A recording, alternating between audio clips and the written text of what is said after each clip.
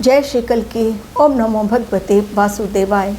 शांति वार्ता फेल हुई, लौट गए डेलीगेशन।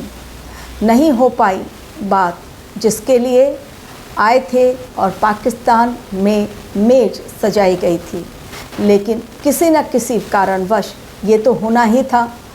ग्रहों की चाल होती ही कुछ ऐसी है जिसमें इंसान कहीं न कहीं फंस कर रह जाता है। सब कुछ दिखता है कि हाँ, हर मोर्चे पर हम युद्ध जीत जाएंगे, शांति वार्ता सफल हो जाएगी। पूरे विश्व में यही बात बार बार दोहराई जा रही थी। पाकिस्तान भी अपनी पीठ थपथपाने लगा था, लेकिन वही पाकिस्तान जो अपनी पीठ थपथपा रहा था, सीज़ फायर कराते हुए आज उसी की नाक नीचे हो गई है जब शांति वार्ता फेल हुई। पाकिस्तान मीडिएटर बना और लोग नरेंद्र मोदी की तरफ उंगली उठाकर कहने लगे, भारतवर्ष तो पोपट बन गया, मोदी जी ने कुछ नहीं किया। लेकिन मोदी वो खिलाड़ी हैं जो लंबे रेस का घोड़ा दौड़ाते हैं। रणनीति उनकी बहुत अलग होती है। सोची समझी रणनीति के तहत ही हमारे देश की सरकार और हमारा देश हर फैसला लेता है। भारतवर्ष का अगला कदम क्या होगा ये बताऊं, और भारतवर्ष क्या शस्त्र उठा सकता है, क्या अस्त्र उठा सकता है, आज इसी पर बातें। लेकिन उसके साथ ही ग्रहों की चाल ने किस प्रकार से आज पूरी दुनिया को अस्थिर बना दिया है, ये मिडिल ईस्ट वॉर की शांति वार्ता जो फेल हुई उसे देखकर समझा जा सकता है। एक बार फिर युद्ध भयंकर और पूरी दुनिया में आर्थिक भूचाल। हॉर्मुज स्ट्रेट से यदि कोई जहाज़ गुजरता है बिना ईरान के परमिशन के, तो फिर उसे उड़ा दिया जाएगा बॉम्ब ब्लास्ट करके, ये कहा गया है ईरान की ओर से। लेकिन अमेरिका अपनी ज़िद पर अड़ा है कि मैं हॉर्मुज स्ट्रेट खुलवा कर ही दम लूँगा। अमेरिका का बहुत भयानक प्लानिंग। आज वो भी बात आपको बताऊंगी कि किस प्रकार अमेरिका का अगला दांव न सिर्फ ईरान के लिए बल्कि पूरे विश्व के लिए एक बड़ा खतरा बनता हुआ नज़र आ रहा है। ट्रंप का ट्रंप कार्ड अभी शेष है और जो वो ठान लेते हैं वो करके ही दम लेते हैं, क्योंकि उनकी कुंडली के ग्रह भी इसी ओर इशारा कर रहे हैं। तो महाविनाश और महासंकट पूरे विश्व के लिए इस समय है तैयार, बस केवल ग्रह करते हैं सही समय का इंतज़ार।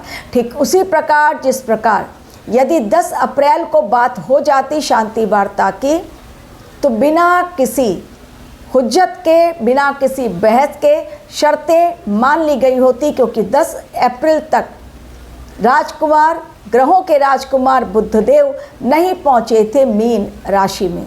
लेकिन होनी जो पहले से तय है ब्रह्मांड के द्वारा, वो होकर ही रहता है, उस घटना को टाला नहीं जा सकता। इसलिए 10 तारीख की बात 11 तारीख को मीटिंग फिक्स की गई और तभी मैंने कहा था कि इसमें खटास पड़ेगी, पेच फंसेगा, जो कि हुआ।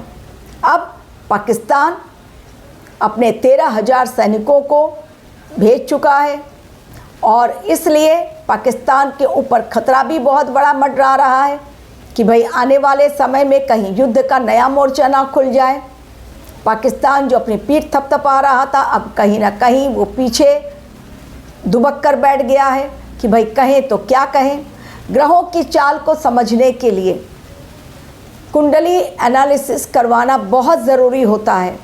बिना कुंडली विश्लेषण के और सटीक जानकारी लिए बिना, आजकल कुंडली विश्लेषण सभी लोग करते हैं, लेकिन सही आकलन करना ये बहुत ज़रूरी होता है। और यदि आपको भी सही आकलन की है तलाश, तो मेरे ईमेल आईडी पर डिस्क्रिप्शन बॉक्स में जो दिया हुआ है उस पर क्लिक करें, फीस जानें और तब अपनी date of birth, time of birth और प्लेस ऑफ बर्थ शेयर करें और जानें कि वास्तव में आपके जीवन में आई हुई प्रॉब्लम्स का कारण क्या है और उसके अकॉर्डिंग सॉल्यूशन जो बताए जाएंगे उसे फॉलो करें। डेफिनेटली चीज़ें आसान होंगी। ब्रह्मांड ने पहले ही 11 अप्रैल के पहले ही दिया था बड़ा संकेत, और वो भी 1-2 घटना नहीं, ज्योतिषीय दृष्टिकोण से जब ग्रह राशि परिवर्तन करते हैं या नक्षत्र परिवर्तन करते हैं, उनका बहुत बड़ा महत्वपूर्ण रोल होता है। विश्व में व्यक्तिगत जीवन पर उसका असर दिखाई पड़ता है, लेकिन इंसान चूंकि उन बातों से अनभिज्ञ रहता है, इसीलिए नहीं समझ पाता कि वास्तव में क्या होने जा रहा है।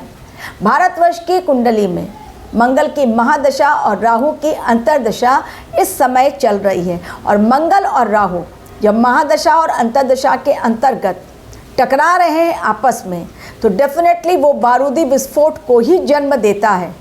भारतवर्ष उठाएगा अस्त्र अपने हाथों में, लेकिन उसके पहले वो पीछे ना हटे, इसलिए और अपने देश का नुकसान ज़्यादा ना हो, तैयारी भारतवर्ष फूंक फूंक कर हर कदम पर मजबूती के साथ कर रहा है कि कहीं कोई तैयारी अधूरी न रह जाए और उस कारणवश उसे पूरी दुनिया में उपहास का पात्र न बनाया जाए।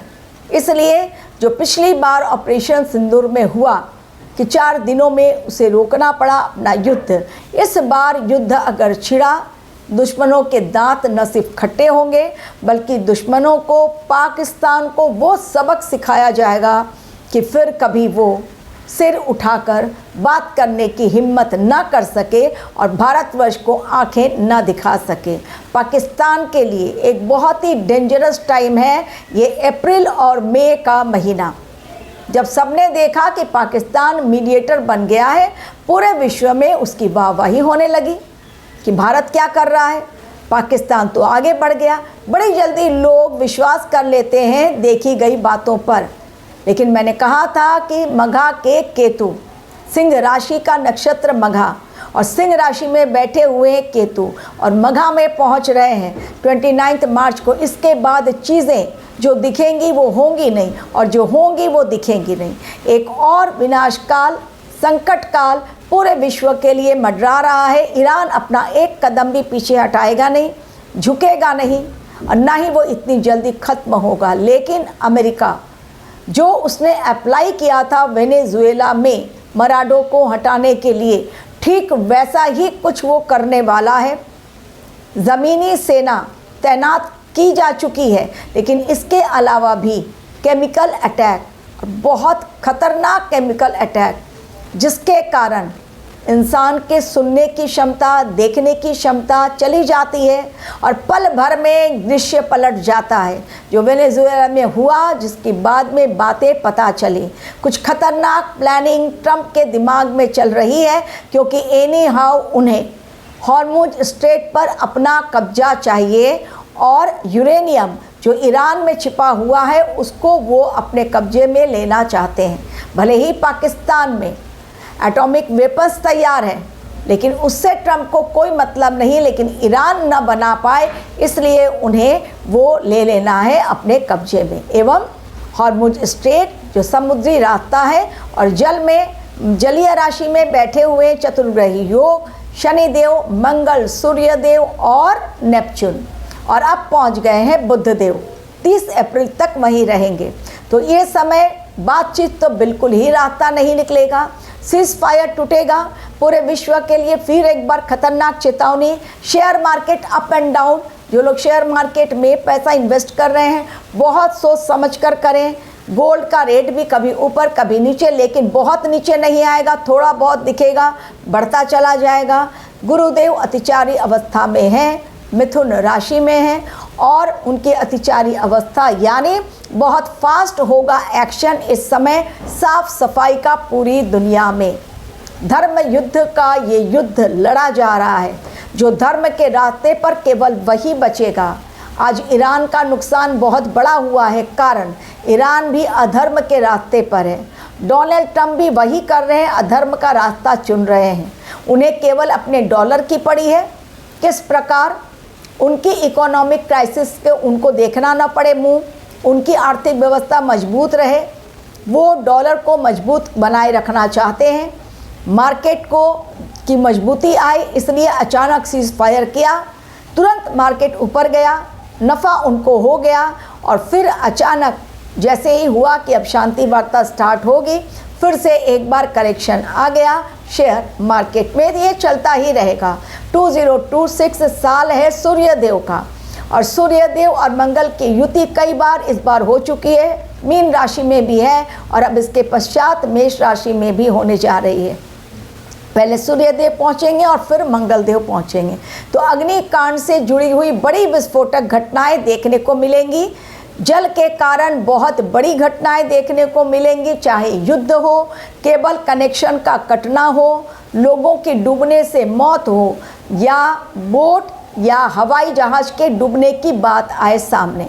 लेकिन होगा जो इस समय जल, थल और आकाश तीनों ओर से होगा ऐसा प्रहार कि इंसान कहेगा केवल त्राही माम, त्राही माम, त्राही माम, क्योंकि अब तक इंसान ने जो कुछ किया उसी का खामियाजा अब वो भुगतेगा। Thank you very much for watching my video.